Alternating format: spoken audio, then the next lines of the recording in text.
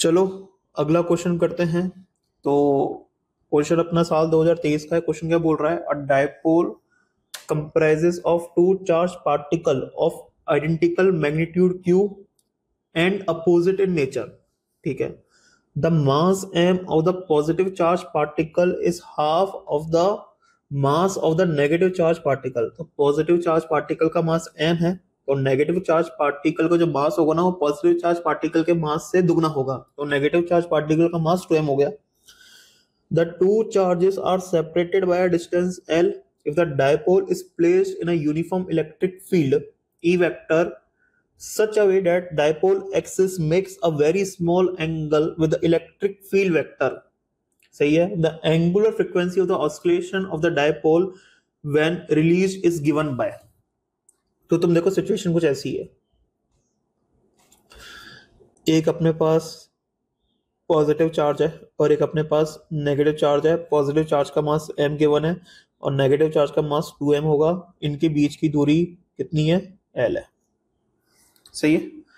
और ऐसे तुम समझ सकते हो कि ये डायपोल है और एक ये कुछ मासलेस रॉड के साथ क्या अटैच है।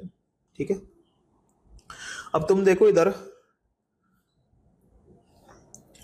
अगर मैं तुमसे पूछूं कि बताओ डायपोल मोमेंट कितना होगा, तो इलेक्ट्रिक डायपोल का जो डायरेक्शन होता है ना, तो वो कुछ ऐसा होगा।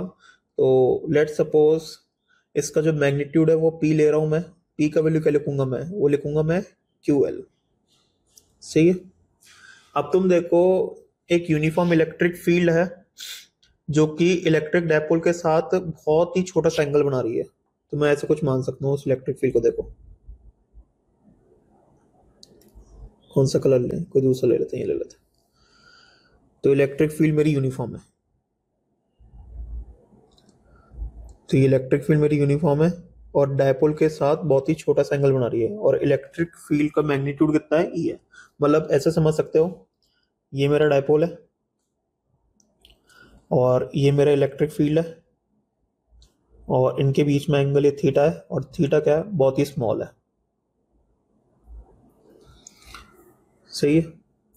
तो अब तुम देखो, मुझे पता है कि इस इलेक्ट्रिक फील्ड के कारण डायपोल पर टॉर्क लगेगा और टॉर्क का वैल्यू क्या होगा? तो टॉर्क वेक्टर जो अपने पास आएगा ना वो आएगा p vector cross e vector. तो आएगा मेरे हिसाब से PE साइन थीटा। सही है। अगर मैं मैग्नीट्यूड की बात करूं तो ये आएगा मेरे हिसाब से QLE और साइन थीटा को मैं थीटा लिख सकता हूं क्योंकि थीटा मेरा स्मॉल है, तो साइन थीटा मेरा थीटा के बराबर होगा। तो ये मेरा टॉर्क का मैग्नीट्यूड आएगा। अभी जो टॉर्क होगा किसके बराबर होगा? वो अपना बराबर होगा ICOM इंटू एल्फा के बराबर होगा। तो अब तुम देखो, ये अपना m है, ये अपना 2m है, ये वो पॉजिटिव चार्ज था, ये वो नेगेटिव चार्ज है। ठीक है। ये वो मासलेस रॉड से कनेक्टेड है। तो अब तुम देखो, जो तुम्हारी एक्सिस ऑफ रोटेशन है ना वो सेंटर मास से पास करनी चाहिए। ठीक है। तो ये मैं सेंटर मास मान लेता हूँ। तो बाय मास मूवमेंट ये अपना 2L/3 आएगा और ये अपना L/3 होना चाहिए। ये शायद तुम्हें पता होगा। सही है।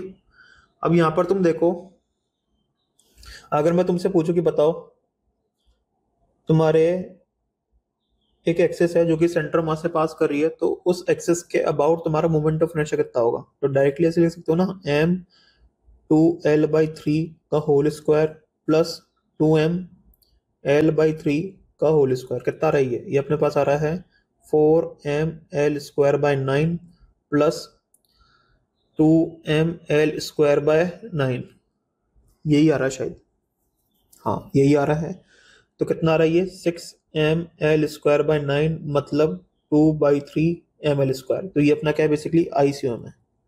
तो हो गया सॉल्व। तो टॉर्क बराबर क्या था? QLE थीटा जो कि अपना ICOM इंटू एल्फा के बराबर होगा। तो QLE theta is equals to 2/3mL² into alpha. तो तुम यहाँ से देख सकते हो, एक एल से एक एल कट गया है। एल्फा का वैल्यू कितना आ रहा है अपने पास? 3QE/2mL into theta. तो यहाँ पर तुम देखो, थीटा के अलावा जो बचा हुआ टर्म होगा ना वो क्या होगा? अपना एंगुलर फ्रिक्वेंसी का स्क्वायर होगा। तो ओमेगा कितना आ रहा है अपना?